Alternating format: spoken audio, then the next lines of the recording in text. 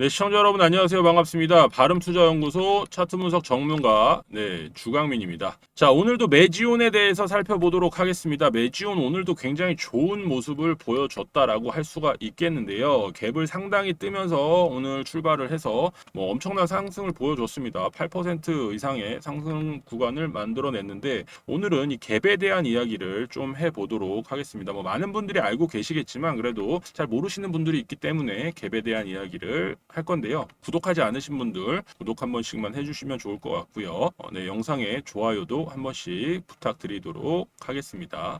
일단 갭에는 여러 가지 종류의 갭이 있습니다. 갭이 뭐냐면 다 잘 아시겠지만 종가 기준으로 시가가 높아진 상태에서 출발을 하는 거죠. 시외에서의 움직임으로 먼저 이제 상승을 만들어내고 갭을 띄우고 이제 출발을 하는 건데 이 갭에도 여러 가지 종류가 있습니다. 간단하게만 이렇게 보여드리면 이렇게 저항선을 두고 나오는 보통 갭이 있고요. 상승 돌파 갭이 있습니다. 여기를 뛰어넘을 때는 어느 정도 갭을 만들어 주면서 올라간다라는 그런 뜻이고, 그리고 상승분이 나오다가 갭을 한 번 더 뜹니다. 이럴 때가 이제 진행 갭, 어떻게 보면 급진 갭이라고도 하고 여러 가지 이야기를 하는데, 여기가 나오고 상승폭이 만들어진 다음에 고점이 가까워 왔을 때 이 소멸갭이 출현을 합니다. 그래서 소멸갭이 만들어지고 상승분 만들어지고 이런 도지성 움직임 나온 다음에 이 갭을 메우러 내려오는 움직임을 보여주겠죠. 그리고 여기 진행갭도 메우러 내려오는 그런 움직임이 나와요. 그러면서 하향 돌파 갭을 만들어내면서 진행갭을 메우는 이런 경우가 굉장히 다반사다. 그렇기 때문에 이런 내용이 나와 있는 겁니다, 여러분들. 그래서 지금 오늘 나온 갭은 그럼 무슨 갭이냐라고 생각을 했을 때 당연히 진행 갭이 될 수밖에 없겠죠. 이 밑에서의 갭들, 여기도 이렇게 보면은 보통 갭들이 이렇게 나와 있죠, 여러분들. 이런 게 이제 보통 갭이라고 할 수가 있습니다. 보통 갭이고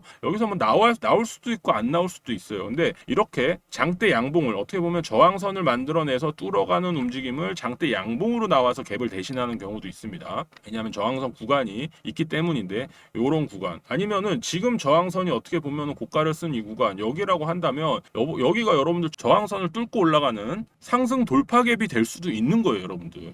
그러니까 지금 자리가 진행 갭이라고 생각할지 상승 돌파 갭이라고 생각할지 둘 중에 하나인데, 제가 볼 때는 약간 진행 갭처럼 가고 있는데 상승 돌파 갭으로 인식을 하셔도 아니잖아 라고 생각할 수는 없는 그런 구간이다 라고 말씀을 드려요. 그래서 여기는 너무 이제 계속 이렇게 움직였던 구간이 많기 때문에 여기도 어떻게 보면 상승 하락을 다 만들어낸 구간이잖아요. 그래서 여기는 강력한 저항선이다 라고는 생각할 수가 없어서, 제가 볼 때 여기서의 장대 양봉이 저항갭을 대신했고 추가적인 상승폭이 나왔고 여기서 진행갭이 나왔다라는 말씀을 드립니다. 그래서 소멸갭이 나오기 전까지는 어느 정도 상승을 하겠죠. 소멸갭은 또 다른 형태로 나올 수가 있습니다. 그러니까 그런 부분에 대한 걸 참고를 하시면 될 것 같다라는 말씀을 드립니다. 일단 수급이 중요하겠죠, 여러분들. 수급적인 부분에서 긍정적인 수급이 들어와야지만 이거를 정상적으로 이제 갭으로 인정을 해주는데, 이렇게 보시면 사모펀드에서 9억 가까이, 그리고 연기금, 투신, 제가 누누이 말씀드리면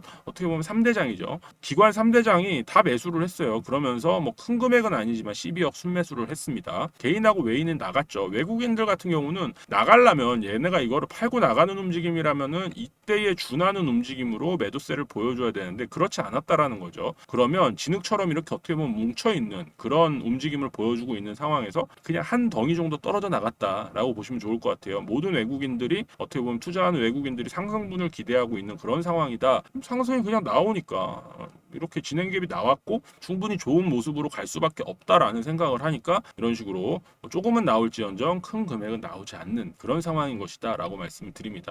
그리고 제가 누누이 말씀드리지만 미국 쪽이나 이런 쪽에서, 해외에서 이런 먼저 이슈에 대해서 알 수가 있어요. 지금 회사 측에서, 사측에서 얘기하는 거는 거의 성공이거든요. 성공이고 돈을 어마어마하게 벌 수 있다라는 자신감이 계속 있는 그런 상황이에요. 그렇기 때문에 이 성과에 대한 부분이, 제가 지난번에도 말씀드렸지만 미국의 33곳의 병원, 그리고 우리나라에서 3군데 정도에서 요거를 지금 하고 있는데, 임상을 하고 있는데, 여기서 미국에서 결과가 나오다 보니까 이걸 외국인들이 먼저 이렇게 계속 많이 보유를 하는 그런 상황은 아닌가라는 생각을 안 할 수가 없겠죠. 그래서 주가 같은 경우는 끊임없이 상승분이 만들어질 것이다 라는 생각을 합니다. 만일에 여기서 이거를 다들어 내려온다라고 하면 이걸 소멸갭으로 인식을 해야 되느냐, 어떻게 보면 자리적인 부분으로 보면은 그렇다라고도 생각을 할 수가 있습니다.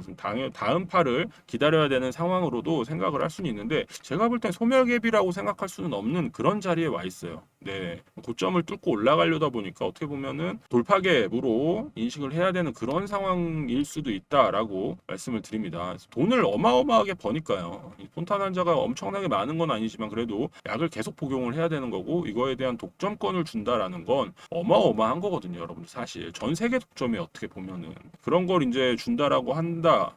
그러면 네, 뭐 다른 어떤 종목보다도 우위에 있는 게 메지온이다라는 생각을 할 수밖에 없는 그런 상황이죠. 긍정적인 상황으로 가고 있다라고 말씀드리고요. 또 종목 두 개 더 있죠, 여러분들. 일동제약 같은 경우에는 일단 일동제약이 수급이 굉장히 꼬여 있는 상황으로 확인이 됩니다. 수급이 외인들이 좀 들어오고는 있는데 기관 수급이 약간 꼬이고 있는 그런 모습이에요. 어떻게 보면 기타 법인이 지금 계속 빼고 있다라는 건 얘네가 어떻게 먼저 뭔가를 알고 그 다음에 사모펀드 알고 연기금 투신 알고 간다 그랬잖아요. 그래서 기타 법인에서 계속 빼고 있는 게 어떻게 보면 좀 안 좋은 상황이다라는 말씀드리고 그러다 보니까 주가가 계속 빠지기 시작하죠. 기타 법인이 이렇게까지 뺀다? 왜 그러지라고 얘네도 알아봤을 확률이 높고요. 그래서 이거 알아보다 보니까 뭔가가 불안하네라고 해서 이런 모습이 나오는 걸 수도 있습니다. 그렇지 않고서는 얘네가 어떻게 보면 수익 실현하고 그냥 떠나려는 움직임일 수도 있죠. 네, 추가적인 상승분이 나오더라도 워낙 담아놓은 게 많으니까 기다릴 거다라고 생각을 한다거나 뭐 그런 거는 뭐 생각하기 나름인데 충분히 얘네가 받아줄 때 얘네가 던진 모습을 좀 보여주고 있기 때문에 긍정적으로는 뭐 모멘텀은 긍정적이라는 생각을 하는데 수급이 약간 꼬여있는 모습이 나오고 있습니다. 그래서 지금 차트상으로는 어떻게 보면 굉장히 좋은 자리거든요. 1파, 2파, 3파, 4파, 5파째 출발하려는 막 그런 움직임까지도 생각을 할 수가 있는데 이 구간이 너무 짧았죠. 3파라고 하기에는 구간이 너무 짧았기 때문에 이것도 약간 헤드앤숄더로 빠지는 게 아닌가라는 생각을 할 수밖에 없는 그런 자리에 와 있다라고 봐요. 그래서 일동제약 같은 경우는 네, 어느 정도 수익권에 있으신 분들은 수익 실현에 대한 부분도 좀 고민을 해보셔야 될 것 같고요. 신규 매수 자리로 들어가기에는 지금 요 빗각을 완전히 지금 벗어난 상황이죠. 그래서 여기를 다시 치고 올라가는 움직임이 나왔을 때 신규 매수가 가능한 그런 자리다라는 말씀을 드립니다. 근데 그 구간이 온다라고 하면은 여기서 급등 자리가 만들어져야 되는데 수급이 꼬인 상황에서 급등 자리가 만들어지기는 조금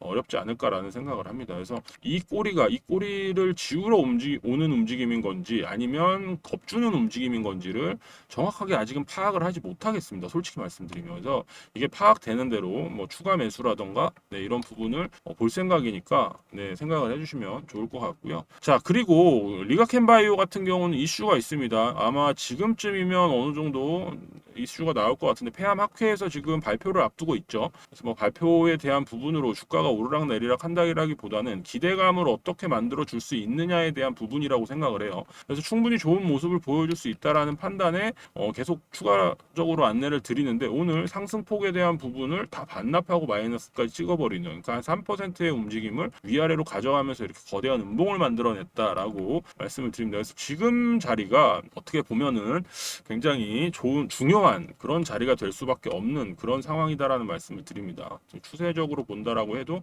여기를 다시 밟으러 내려올 것이냐 아니면 내일이라도 여기를 뚫고 내려올 것이냐에 대한 부분인데 일단 5일선, 11선, 21선을 다 모아놓은 상태에서 골든 크로스를 밟고 올라갔기 때문에 긍정적인 방향으로 생각하는 게 옳다라는 말씀을 드립니다. 추가적인 부분으로는 지금 자리에서 만약 여기를 밟고 상승하는 부분 만들어진다면 크게 가거든요. 여기를 신규 매수 타점으로 잡으시는 것도 추천을 좀 드린다라는 말씀을 드려요. 자, 바름투자연구소에서는 여러분들 많은 종목을 안내를 해드리고 있습니다. 그리고 하반기에는 어쩔 수 없이 바이오가 갈 수밖에 없습니다. 제가 생각하고 있는 건 조선 섹터가 지금 굉장히 강하죠. 돈들이 조선으로 많이 들어가고 있습니다. 그리고 뭐 기계장비 쪽도 그렇고요. 반도체 관련해서도 지금 최근에 반도체 움직임이 심상치 않다라는 이슈가 계속 나오고 있어요. 그러면 어쩔 수 없이 어딘가로 돈이 또 몰리게 돼요. 얘네가 고점 인식을 갖게 되면 돈을 좀 이동을 할 거고 여기서 조정을 줄겠죠. 그러면서 어쩔 수 없이 금리 인하에 대한 이슈를 안 가져갈 수 없는데 이거에 대한 가장 큰 수혜를 입는 게 어떻게 보면은 바이오고 그 다음이 2차 전지가 될 수 있다라고 말씀을 드립니다.